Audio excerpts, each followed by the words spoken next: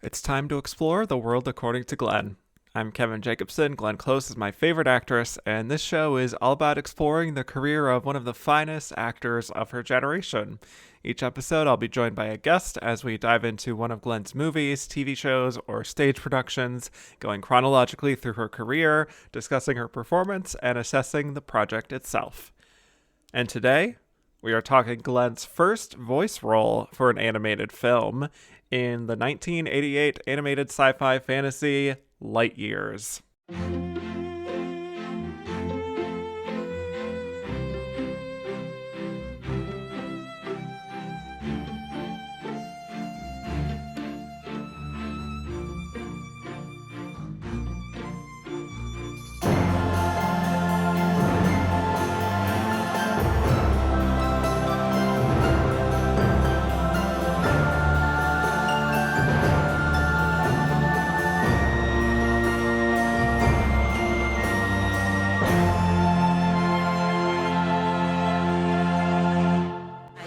Eight-time nominee Glenn Close, motherfuckers. My guest today, I am so excited to have join me to talk about this very unique movie in Glenn's filmography. You heard him on my other show, and the runner-up is, where we discussed the 1963 Best Actress lineup, talking Patricia Neal's big win. He is a Sporcle curator. Welcome to the show, Christof. Hello, Kevin. Thank you for having me. Thank you for having me to this wonderful new podcast you're hosting, and I'm listening to every episode. Yes, I'm so excited to have you on again. I always do appreciate our conversations, and especially when we get into these weirder elements of film history.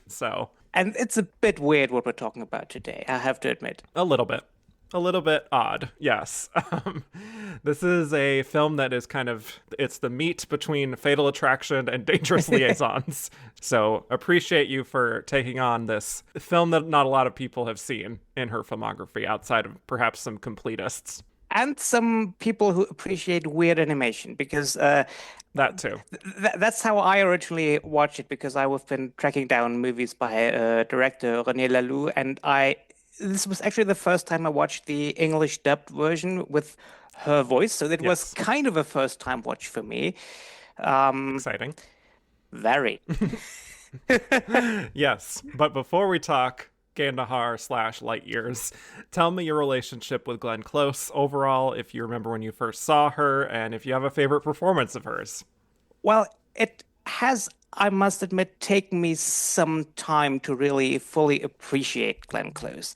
How dare you? Yes, What took you so long? I am so sorry. I feel I must explain. I would say I've been a Glenn Close agnostic for quite a long time while getting into movies, by which I do not mean that I didn't know whether Glenn Close exists or not. I always believe Glenn Close exists, but I grew up in a household where there were always films playing, because my parents both loved films, and they would tape movies on VHS every night, and then on weekends they would watch them. And they had very different tastes. My father liked Westerns, but he also usually fell asleep during the first movie. And then my mother decided what we would watch next. And she was more into dramas, European dramas, French dramas, sophisticated films.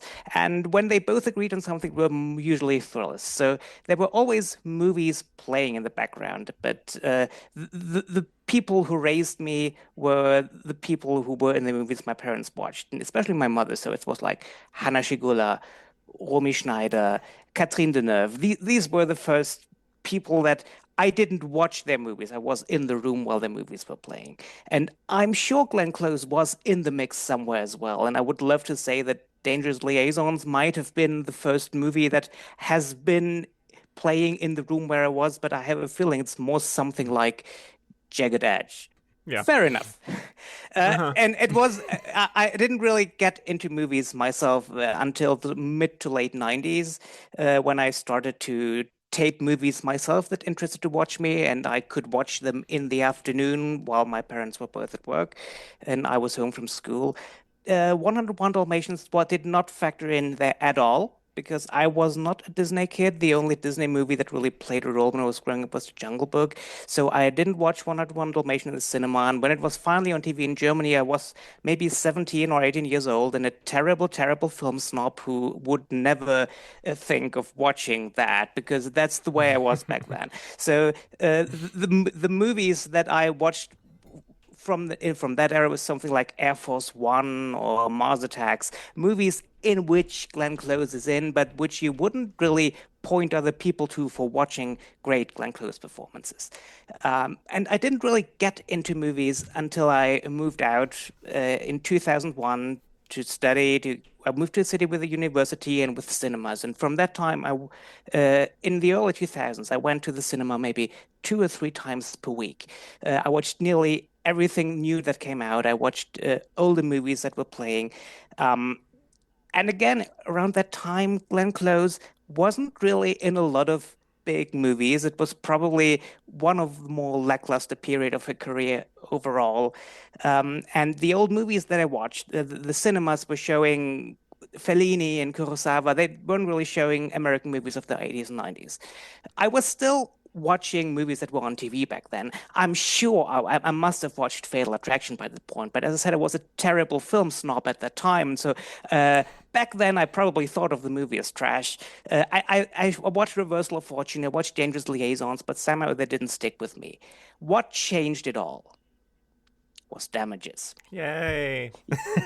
Damages arrived, and I saw her with completely new eyes. Damages first aired in Germany in early 2008. The DVD box set, the first season, was released mid 2008. I immediately bought it.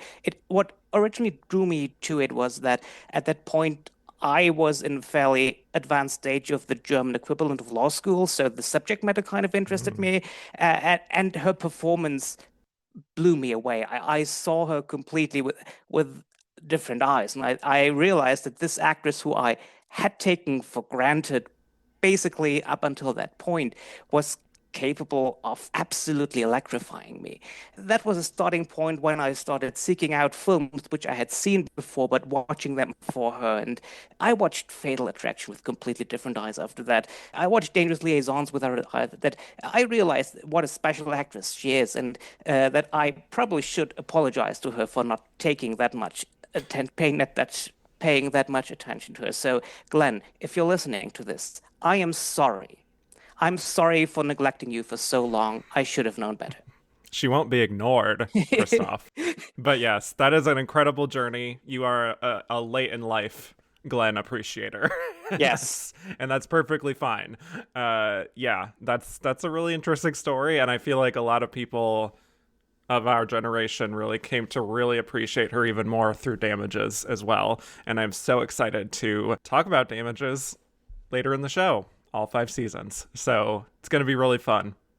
If you want to join me for, I don't know how I'm going to format it, but would love to have you on for that. Gladly. I must say, I think I sort of faded out of Damages after a while. I actually checked. Yeah, a lot of people did. I own the first 2 seasons on DVD, and I also must admit I haven't watched them in quite some time, but I really should watch them again. Yeah, watch along with the show. So yeah, let's get into Light Years / Gandahar.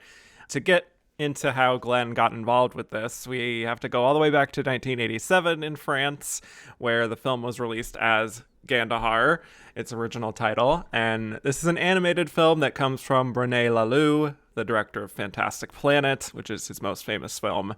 And like Fantastic Planet and his other feature, Time Masters, this delves heavily into science fiction, fantasy, and some psychedelic imagery. Not exactly family-friendly Disney fare by any means, so I could see why Christof would appreciate it. Young Christof, the film snob, is like, I like René Laloux, while you're watching Oliver and Company. Anyway, so the film was screened in Cannes, where, I'm sorry I have to invoke his name, but Harvey Weinstein saw it and acquired it for release in the United States. And as would become just one small part of his bad reputation, he made some changes for its American release, something he would do many times over the years to foreign films. Hence why he developed the nickname Harvey Scissorhands. So that included replacing Gabriel Yared's score, adding some narration, and cutting out a nude scene. Basically, a bunch of things that, in his mind, would make it more accessible to American audiences. And then the title was changed from Gandahar to Light Years. The author, Isaac Asimov, was brought on to translate. So Harvey assembled an English-speaking cast for the dub, including Glenn, to play the character of Ambisextra, the leader of the Gandaharian people. There isn't a lot of information out there about how she got involved. I couldn't really find any interviews of her even talking about it, but we can sort of surmise that Harvey wanted a high pedigree cast for this release to give it more familiarity with American viewers, and Glenn was red hot by this time, and, I'm not sure exactly when she was recording this, but probably around the time that Fatal Attraction was starting to hit it big, and maybe a few months before, but she was a good get at the time. And this is also worth mentioning. I don't know if you have any thoughts on this, but this was her first animated film, but it wasn't her first voiceover work because she dubbed over Andie MacDowell's dialogue in the movie Greystoke in 1984. I don't know if you've seen Greystoke or have any thoughts on her dubbing work there, but it's quite striking if you know both Glenn and Andie MacDowell to hear Glenn's voice coming out of Andie MacDowell's mouth. I'll say that. It's quite some time that I watched it. This is one of those movie facts that I know, but I tend to forget, and I'm just reminded of it. And the fact that Andie MacDowell's accent was deemed too unintelligible, so Glenn Close had to dub her is always something which will always baffle me. Yeah, very, very wild. Poor Andie. I think that was maybe her film debut even, and to have that happen, a little rough start. But yeah, some other bigger names in this voice cast included Jennifer Grey, John Che, Christopher Plummer, Penn Jillette, Terrence Mann, and Paul Schaefer. So with that, I'm going to do my best to provide a summary here of Gandahar, aka Light Years. So the film takes place on an unknown planet where our understanding of time as a linear concept is entirely different. So on this planet are the people of Gandahar, most of whom have this, blue skin. They live in a kind of idyllic, peaceful society run by Ambisextra, again, voiced by Glenn, and her Council of Women. One day, their peace is interrupted by the arrival of this army of metal men who use laser beams to turn the people of Gandahar into stone and take them for mysterious purposes. The council elects Ambisextra's son, Sylvain, to go out and investigate. He's kind of a reluctant hero, but he goes out and meets a group of misshapen creatures known as the Deformed, who are kind of like these failed experiments by scientists in the society that were then outcast. So the Deformed speak in both past and future tense, which is kind of a clue to where the story will go from here. And this involves a huge sort of brain-like entity named Metamorphosis, who the metal men are loyal to. And Sylvain also meets a Gandaharian woman named Ariel, who is sort of important, but not all that much in the end, at least in this version. But Sylvain's journey takes him 1,000 years in the future, and I'm just going to stop there before I get too bogged down in details. I'm sure we'll get into some of what goes on from there. So anyway, this is a lot, as you can maybe surmise if you haven't seen this film. Very conceptual, very trippy. It's not a film that I would say is best watched sober, if you get what I'm saying. This could be a really fantastic trip if you're on an altered state. So with all that, Christof, very curious your thoughts, your relationship with this movie, because I know you've seen the French version before, and now you've seen this English version. What your thoughts are on the translation and Glenn's performance? Well, the biggest problem I had with watching the English language version doesn't even have so much to do with the dub. It was the fact that the only way I could find it was on YouTube, and the quality of the YouTube upload is not ideal. It's obviously ripped from a VHS.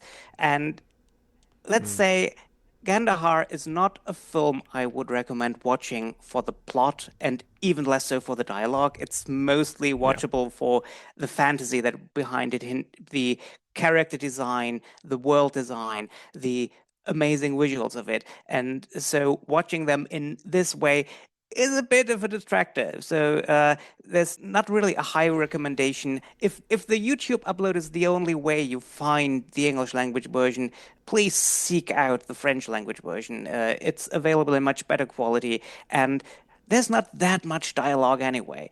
As you say, what do I think of Glenn Close's performance in it? Well, she is credited first in the English dub, but I would say she has given awards acceptance speeches that are longer than her performance in this. She is Yeah. she is in an opening scene where she provides a bit of exposition, sending Sylvain on to his trip, and then she's gone for almost the entire rest of the film. She's back in two or three scenes, three more scenes, I believe, and she has a line or two in each of them. Many of them are typical fantasy babble dialogue, which doesn't provide a lot of depth. The entire dialogue in this version is often spoken in hushed tones, and she just doesn't really have anything to work with here that she can really make it work in something. The one line I really liked is Sylvain no bravada when she is sending him off. But it's really not much more than that. It's very for a film in which it's first credited, there's very little Glenn in it. Yes, I would go so far as to say it's false advertising to have her first build and her character is the biggest image on the poster. Like it's right at the top there. That's great character design as well, with the wings going off from her head. That's it looks Yeah, amazing. it's a great look. Great look. And also, I will say this, the character name of Ambisextra, also false advertising, I would say. Yeah. I love the idea of a country being ruled by a council of women. Yeah, I would have loved to know more about that. How do we get the council of definitely. women? Do we elect them? Are they born? How did they manage to have the supremacy over the man? But no, we just hear there's a council of women and she is their leader. We must make up the rest in our heads. I'll say for me, this is not really a movie that I would say is for me.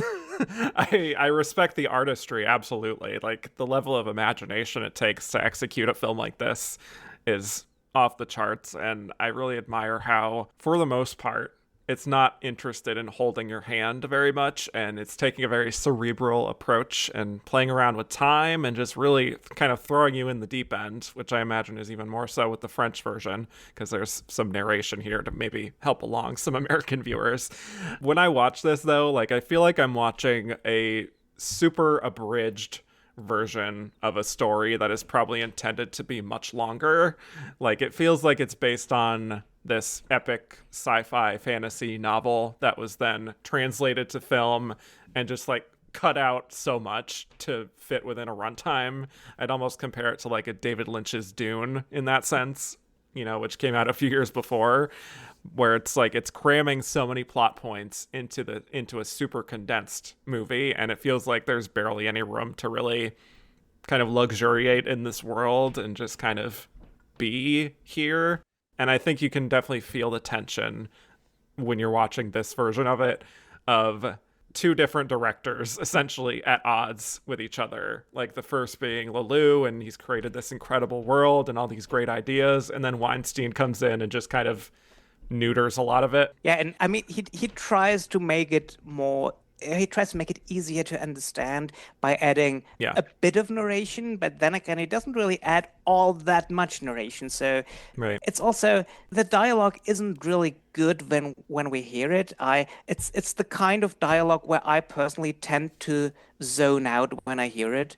And there was this point in the film when Sylvain was confronting the man who was behind the attacks on the people of Gandahar, and he was like floating in a bubble, and I realized I had no idea how we suddenly got to that scene. I was just briefly Yeah. thinking, should I rewind and watch again the part how we got there? And I thought, no, no, I like looking at this.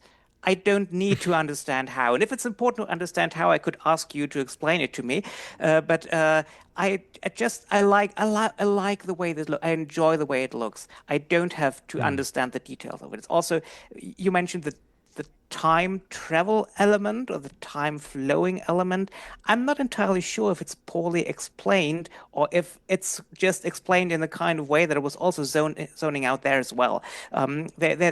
Some creatures come from the future and he is going into the future. I'm not sure if he at the end goes back to the present again. It's maybe open to interpretation. I don't know. Yeah. Let's leave it at that. Right.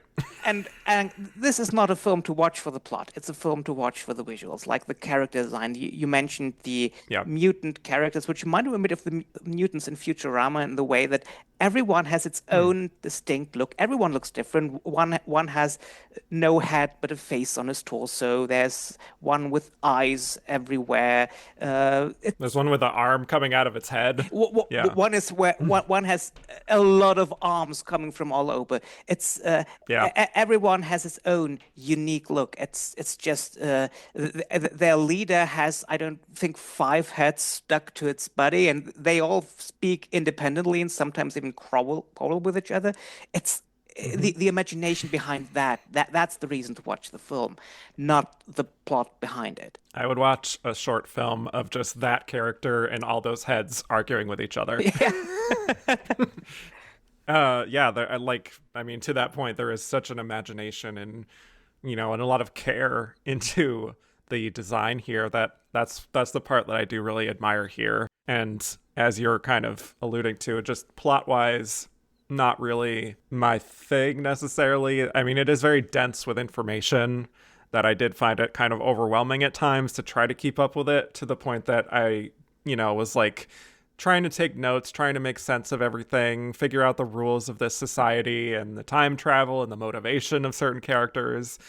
And as I was kind of taking notes, I kind of felt like I think I should just kind of sit back and just enjoy the vibe of this more than try to be like, okay, this is logically how everything is happening. For Glenn's performance, though, it is pretty brief, like you mentioned. Probably this and the natural are the least consequential characters that I've talked about so far. But again, like, her character name is amazing. It sounds like a character out of Barbarella, honestly. I like this kind of the way that she's introduced with this huge building that's like kind of also a statue of a head. And she has this great flowing dress, this black cape, and she's making this fabulous walk down the steps, and she has the wings on her head like you mentioned, and it's just a very evocative image, and she does speak with a lot of authority in that great Glenn Close way, which is like a slight transatlantic accent at times, verging on British, but it's not really that. It's kind of like what she was doing with The World According to Garp a little bit, where it's like not quite plain spoken American, but it's kind of like fantasy speak, like this is how I speak in an animated film, a little bit heightened. And there's like talk of mirror birds and how they can't see what's happening at the border of their land, and it's kind of a lot of information that's thrown at you in that scene that it can be overwhelming, especially with all the wild visuals that it's throwing at you at the same time. But it does also, I think, raise some questions a little bit about like these people are living in harmony seemingly on the surface, but there is some discord within their ranks. And it's a matriarchal society. She has this council of women. I like you said, I wish we kind of got to maybe explore more of that. But like, I don't know. It does make me think about just how it got to be this way and whether there is more political intrigue behind the scenes, because there's some squabbling at the same time. So, but that's not really the point of the movie. So, I think the promise of that first scene led me to think that there might be more explored there, but there's not. Yeah, you're right. I could also, another thing I can promise to you, you will probably forget the entire plot very soon. Because I Yes. found it wasn't that long ago that I watched it, and I had completely forgotten the content about it, to the point that just from from seeing the look of a character, from seeing her on the poster, I somehow misremembered her as being an antagonist in the film. So I was a bit Oh. surprised to realize, oh, she's not that at all. It's just something I made up because of the way she looks. She is the benevolent leader of the Hmm. society that's under attack. So this is not really, it's not really sticking because of the way it's told. Yes, that is very true. And I watched it just for the first time this past week, and I sometimes am struggling to remember exactly everything that's happening here. I think we have so many interesting designs, even beyond that. Like, it's definitely it's a little bit crude. Like, I think there was a North Korean studio that animated the film. Yeah, SEK Animation Studio.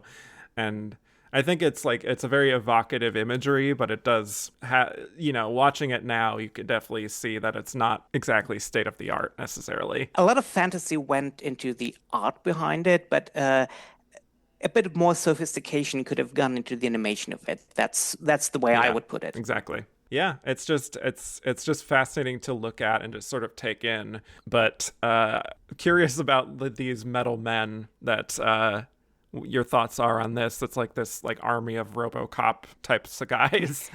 They they Yeah, go they ahead. stick out because they are so uniform, because they Yes. all look like they all look the same. So they are quite obvious intruders and quite they don't belong into this world where everything else is so unique. And that's all what makes them threatening. Also the fact that they don't really have a voice, so they're just Right. determined to kill and determined to do whatever they're supposed to do. Um, Maybe a bit like the Daleks in Doctor Who, with their determination to just do one thing. So Mm-hmm. that's in the context of this film, they stand out for being so different and so threatening. So they are really good henchmen. Yes. And their leader, who we don't know by that point, is just commanding them to take this land because I think they say at one point that they have no right to live in peace and freedom, and they're like serving this unknown master. And I do think Christopher Plummer does some very good voice work here. He's probably my MVP of the cast pretty easily as Metamorphosis, this giant brain like creature that I mentioned earlier, and really is commanding with so much authority there that, yeah, I don't know how much voice work he had done before or since, but like he really is a great voice actor, I find. And yeah, that whole scene of like Sylvain and Ariel like traveling into the brain and communicating with it about what it wants, why it's doing all this, and the metamorphosis is like saying that he did not actually command the men to do these actions, even though the men seem to think that he's commanding them. This, I feel like we're getting a sort of God and the devil metaphor in that sequence.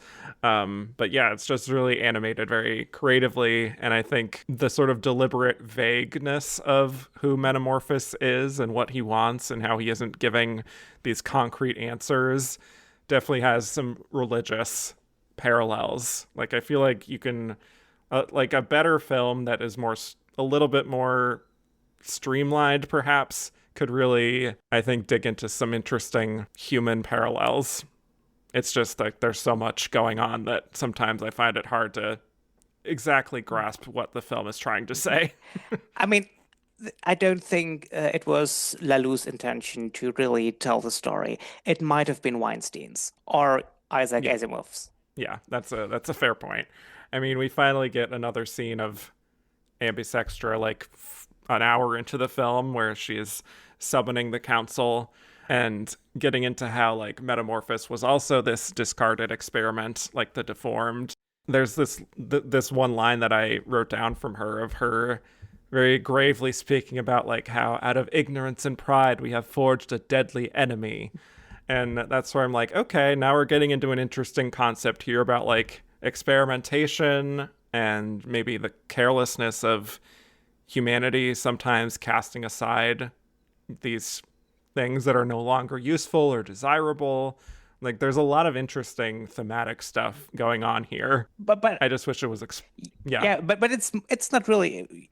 as you just said, you wished it was explored. It's more the dilemma is mentioned, which makes it almost a bit Yeah, on the nose, and it's not really we're not really diving into it. It's just right. saying this is the concept that this is about, and then we're moving on to move the plot forward. Pretty much. Yeah. So, I mean, Metamorphosis at that point is like telling Sylvain that this invasion has come from the future, and he's telling him that there's this portal that kind of connects time of the past, present, and future, and is saying that this syringe that he's been given to kill Metamorphosis won't actually affect him at all, and is like, you have to wait 1,000 years into the future to finally, do something about this. Which then Sylvain ultimately agrees to be put in stasis. An interesting leap of faith by Sylvain in that moment. I think by this point in my watch, I was taking notes that were just so detailed that, and just trying to keep up with the film and get a full grasp of the timeline and the underlying message. And I expect maybe audiences, however small they were in 1988, were maybe not used to this type of heady storytelling, especially in animation, that they probably found it, even with some of the Weinstein hand-holding, a bit incomprehensible. And we're just like, okay, I'm just going to surrender to whatever the vibes are here. I Again, this is definitely the way the film should be. This is not a film you should take notes with to try to understand the Yeah, plot. So right. you didn't Yeah, didn't exactly watch it under absolutely ideal circumstances, I would say. right, exactly. Which I realized about midway through the film. Yeah, so the whole thing of them cutting to 1,000 years later, and he's waking up in stasis, like he's still a little uneasy about this whole plan, especially because it's like his sworn enemy has suggested this to him. But ready for revenge, he teams up with the Deformed, and one of them is explaining how like they met 1,000 years ago, as impossible as it seems, because they were seen as not worthy of feeding the Metamorphosis. And it's all sort of revealed here that the Metamorphosis has been feeding off of these people and their energy from the past to keep regenerating, and that these metal men are like his own dead cells that have transformed, which is like an interesting concept. Again, it sounds very complicated, but as it's presented in the film, I do kind of appreciate that it's trusting its audience to kind of just like follow it a little bit, even though it would take a while to explain, as I have done through a lot of this. But there is this sort of odd internal logic to it, sort of like other stories about like nonlinear time, like Arrival, for example, or like Lost in the last few seasons. You can sort of write it down and sort of make sense of it. Yeah, I actually, after watching it, I looked. Wikipedia has a very detailed plot description. Yes, So they do, when I read, which is helpful. yeah, I read through it, and it helped me understand what was actually happening because, really, Yeah. it's. If you watch it, I feel like I'm repeating myself. If you're trying to watch it for the plot, there's at the same time not a lot there and way too much.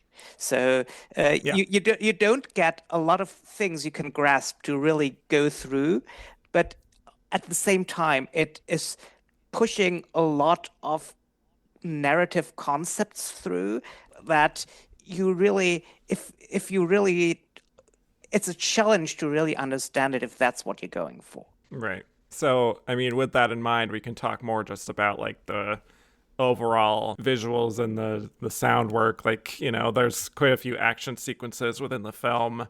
Very curious what your thoughts are on how those are all executed. I find that there's a few that are a little lame, to be honest. Like sometimes the laser, the weapons, they sound kind of cheap to me. Yeah, yeah. I mean, it's that's a degree of sophistication where you. Well, I probably think that maybe money was an issue because the Yeah. production didn't. I would be interested to compare how much making the movie original cost and how much Weinstein then added in cost by getting a new score and by hiring high-profile voice actors. Because I believe that it looks like with all the fantasy that went into it, the actual execution is sometimes a bit crude and could be Hmm. a bit more awe-inspiring. The images themselves look great, but the movement, the way it moves is sometimes a bit, especially if it's supposed to be fast and quick, leaves a little bit something to be desired. Yeah, it gets a little clunky at times. But, by the end, I do like the scene of after they've waged war on Metamorphosis and all his men of metal. It does get very expressionistic with Sylvain fighting Metamorphosis in his whatever it is. Not even really sure what to call it, within himself, within Metamorphosis. Very, lots of color and light that gets very interesting visually as Metamorphosis is ultimately dying. I also really like the confrontation scene, which I mentioned earlier, where Yeah, where Sylvain is floating somehow inside Metamorphosis, and they are talking to each other. exactly. It looks great. It looks I really and it's also an interesting way of framing this conversation. Like he is suddenly there, somehow hovering, and they have Metamorphosis sort of explaining himself to him, but not quite, not Hmm. actually explaining in the way that you can actually understand it, but maybe dropping hints. And the entire animation around this is one I really enjoyed a lot. Yeah, for sure. And that's where I'm like, I can see the vision here. I could see where this could be truly great. It's just there's something about it that is not quite there for me. But Glenn ultimately does get the final word in the film, where she's talking about how, 1,000 years ago, Gandahar will be saved, and what can't be avoided will be. So more of kind of like talking in past and future tense. And it's by that point, I'm just like, absolutely. Good for them. Yeah. Love that for them in past, present, and future. I'm glad they get to live in harmony. So, anyway, like I said, this is not really a movie that I would go back to necessarily, but I do think, based on your recommendation, it would be interesting to watch the original version, right? Yeah, If you're going to watch it. if you're going to watch it, watch the original version and watch it in the best visual quality that you can get. Because Yeah. I looked at a few scenes afterwards again in the original version, and the images look a lot clearer just because you don't have that VHS rip uh, as a base. So it looks. I can really only recommend seeking out the original form. Sorry to Glenn, but I think maybe even Glenn Close might recommend watching the original. Yeah, I would think so. Another thing, an interesting Yeah. difference is one scene. One of the biggest difference between the two versions is that one scene was cut out. Uh, Mm-hmm. Yeah. and this scene implies that Sylvain and Ariel had sex. And the way it implies it is we see Sylvain taking off his shirt, and then we see them later lying next to each other and talking to each other, with the implications that the sex was between them. And I don't really understand why you would take that out, because if the intention is to make it more family friendly, I mean, you have female characters walking around bare-chested throughout half the film. So Right. this is not a family-friendly film in the first place. So Yeah. Within the first 10 minutes, there's boobs everywhere. So I don't know. Like, very strange. so what taking out this one scene makes doesn't make much any notable difference. So yeah, but yeah, you do you, Harvey. Yeah, I guess. Yeah. So I don't really have much else on the movie. I wish she was in it more, but I think if you're going to probably, watch a Lulu movie, you would probably recommend others such as Fantastic Planet, Yes, Fantastic Planet first and foremost. Interestingly enough, I Yeah. have a similar experience with Fantastic Planet. I watched it several times. I adore the Hmm. animation. It's just as much fantasy in the animation, but it's better animated, I would say, than this. Yeah. And I could not tell you the plot of the movie right now if I wanted to. It's also the films of Leloup, they have a plot. You go from A to B to C. It's not the thing you remember about these films. It's the great images and the character designs and the landscapes the Yeah. characters walk through. Those are the reasons to watch a Leloup film. Not the plot and the dialogue and the characters. Yeah. And to that point, also, you had sent me his first short film over a private message, which I believe is called The Monkey's Teeth, uh, which I did watch ultimately. It's quite fascinating. It is very stream of consciousness. He worked at this mental institution at one point in the 60s, and he kind of took the story from certain patients and created this sort of crudely animated stream of consciousness short film that I found quite captivating, actually, and even more so than this movie, honestly. I mean, it maybe tells you a place where he started as an artist. He started in a mental Yeah, institution with the ideas and also the drawings of the patients there. And so maybe if yeah, this is where he draws inspiration from, this explains why his films look the way they do and why they look like the films by really no other animator. right. Yeah, this is true. Any other stray observations before we get to the release of the film? I think we talked about this quite exhaustively, especially about the Glenn part of the film. Yes, pretty much covered her presence. So, yeah, I mean, to get to the release of the film, it was first released in France as Gandahar in December of 1987, and it premiered as Light Years in the US on January 28th, 1988. It had a limited run in Los Angeles, and it was in New York in May of that year, but definitely not a wide release by any means. Harvey had apparently wanted to release it in December of 1987 to qualify it for the Oscars, but wasn't able to finish it in time, I guess. Either way, I don't think it would have made a difference because it really came and went in theaters. I looked this up. It opened in 17th place in January 1988 and made about $300,000 by the end of its run. And also, as I've done with other films that I've discussed so far, I did want to list some of the other movies that were in theaters at that time that did quite a bit better than Light Years. So, in reverse box office order, we had The Last Emperor, Best Picture winner, Planes, Trains, and Automobiles, Batteries Not Included, Return of the Living Dead 2, Overboard, Eddie Murphy Raw, Wall Street, Braddock Missing in Action, The Couch Trip, Fatal Attraction, still going strong, Throw Mama from the Train, Broadcast News, For Keeps, Moonstruck, Three Men and a Baby, and Good Morning Vietnam was number one that weekend. So, Quite a lot of films to choose from, and I right? even it might have sound I've probably been talking worse about this film I feel, but I still like this film. But give Yeah. me, but if I have the choice between watching this and Moonstruck, I would easily go for Moonstruck. Yeah. Also, I would go yeah. Planes, Trains, and Automobiles must have been a Thanksgiving release, probably, so it Yeah. must have been also quite some time in theaters by that point. Oh yes.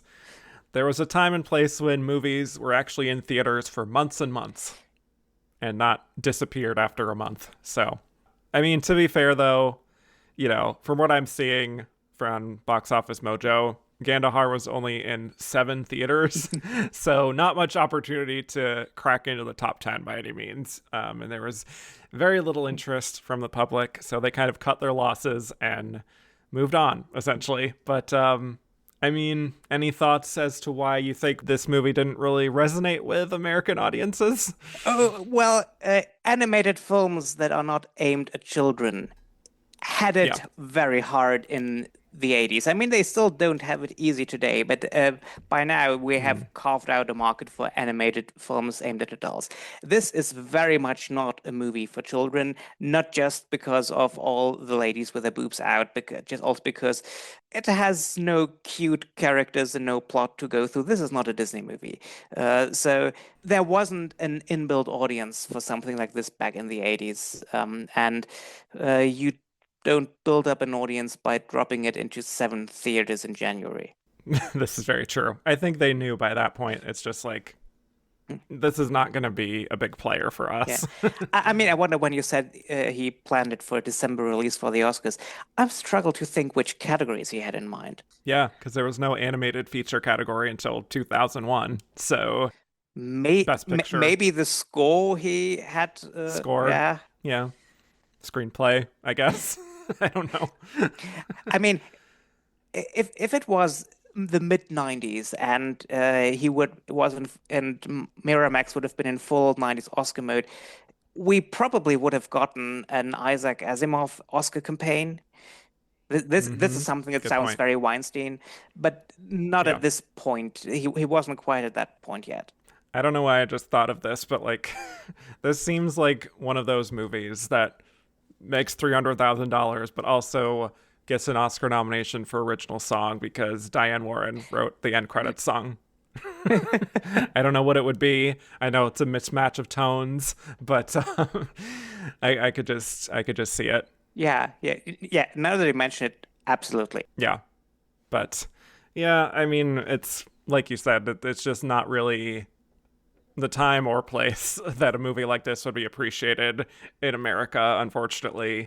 I don't remember how Fantastic Planet did necessarily. I didn't look that up, but there's nothing about it, I think, outside of true animation geeks that would flock to see this movie, I think. Yeah. Or some sci-fi heads, you know. Yes.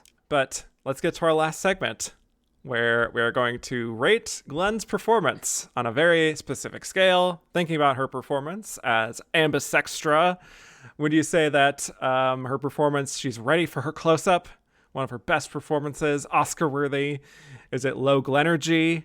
Maybe not an essential watch? Or close but no cigar, somewhere in the middle? What do you think? Well, if I would have to rate the film, I would probably give it a close but no cigar. But if we're talking about the performance through no fault of her own, just because of the lack of material she's given, I have to give it a low Glenergy. Yeah, this is my first low Glenergy of the show so far. I also believe it's the first time a guest dared to say it's low Glenergy, isn't it? Yes. Very brave of you to admit. Yeah, I think she probably recorded this in a day or so. So it was like a good day's work. It's a fine performance, but it's not really noteworthy work in any way. Like it's good casting for this role. She does have that commanding energy, but I also feel like she is kind of interchangeable with what a lot of great actresses of her generation probably would have done with this role. So it's just like, it's not an essential Glenn performance by any means, and not even an essential Glenn voice performance, because she would have quite a few in the future, including Tarzan and the Hoodwinked series, which we will be covering. So yeah, with that, Christof, thank you for joining me for this brief episode, but still an interesting diversion in Glenn's career between her big, titans of Fatal Attraction and Dangerous Liaisons. So thank you. Thank you for having me for this weird film, and thank you for giving me another chance to watch it, even if I watch it in not the ideal version. Right. This is true. And actually, to that point, in America, it is on Amazon Prime, this version, and it is in pretty good quality. So if you're an American listener, you could just watch it as of now for free on Amazon Prime. With that, where can people find more of you on the internet? You can find me writing reviews on Letterboxd as Christof, or you can find me on Sporcle, where I'm Mr. Whiplash, your curator for the German and Logic subcategories. So that's just about it at the moment. Very good. Thank you all so much for listening. You could find me at Kevin_Jacobsen on Twitter and Instagram, just Kevin Jacobsen on Blue Sky. You can also listen to my Oscar-themed podcast, And the Runner-Up Is, for coverage of every single Best Actress race, including one with Christof here for 1963. That's And the Runner-Up Is on all platforms. And keep up with the world according to Glenn on social. Follow The Glenn Pod. And rate, review, and follow on all podcast platforms. And with that, I will bid you all adieu.